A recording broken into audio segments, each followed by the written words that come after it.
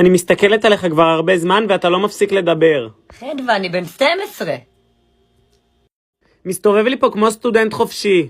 מה זה סטודנט? מדפסת.